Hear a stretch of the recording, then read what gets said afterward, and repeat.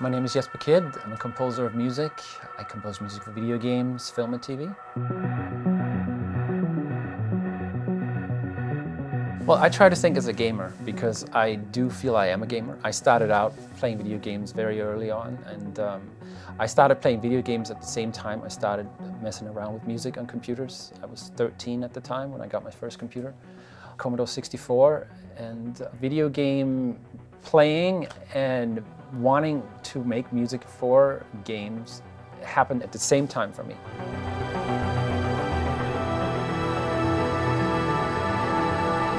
I got into the demo scene when I was 13, and I didn't really know, obviously, what I was doing, and I wasn't trying to know what I was doing. I was just having fun. I loved games.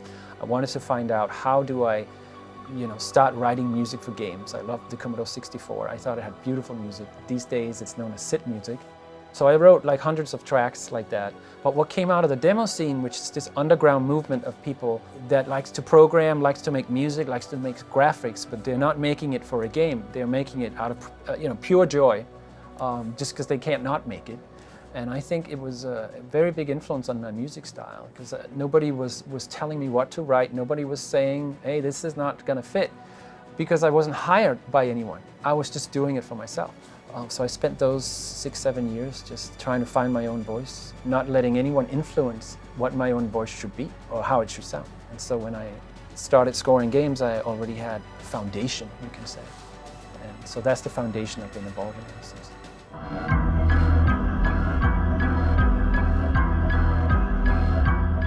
I'm a big believer in hardware, first of all. There's something to be said for sitting with a mouse and doing all your mixing and all your writing.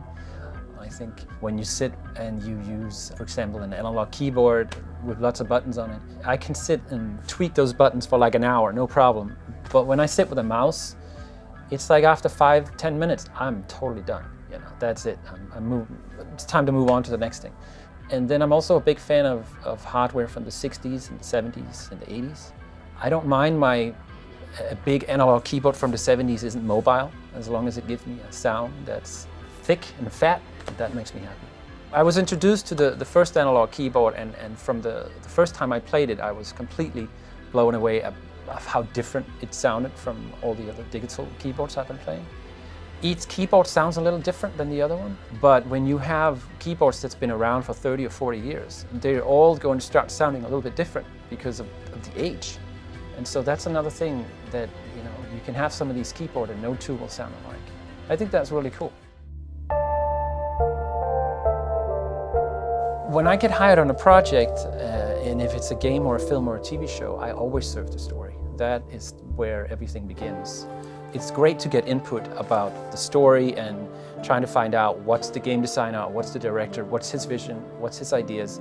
And the more of a collaboration there is, the more precise the music will become for the project. I start to experiment, and I don't even think about tracks. I just think about experimentation, doing different things on different keyboards and playing around with the computer and seeing what comes out. And at some point, I find something, and then when I find that, it becomes interesting, and then you try to add structure to that.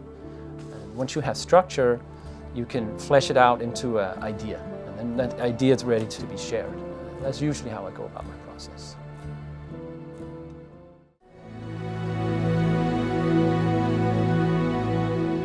For Mu Legend, I worked on creating a fantasy score that had some unique and interesting elements, and I mixed that up with different music styles. It was definitely to create a fantasy score, but also stretch that to include other music styles as well. Infuse that with electronics. Live acoustic performances there's in there. Of course, the music is inspired by the world. It's a very epic world. It was pretty clear from the beginning that this was going to be some pretty big sounding music.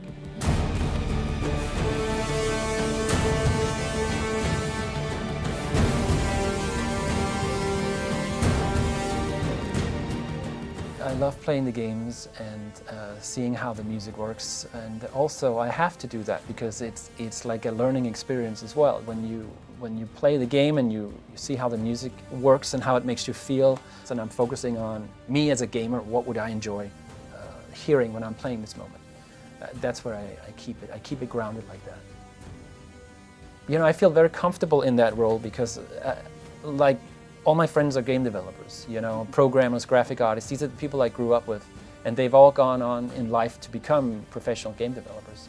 And I was part owner of a game company, so I feel very comfortable in that game environment. I have a lot of ideas. I love sharing those ideas. So I think it's just a lot of experience and basically finding out that there's no limit to what you can do.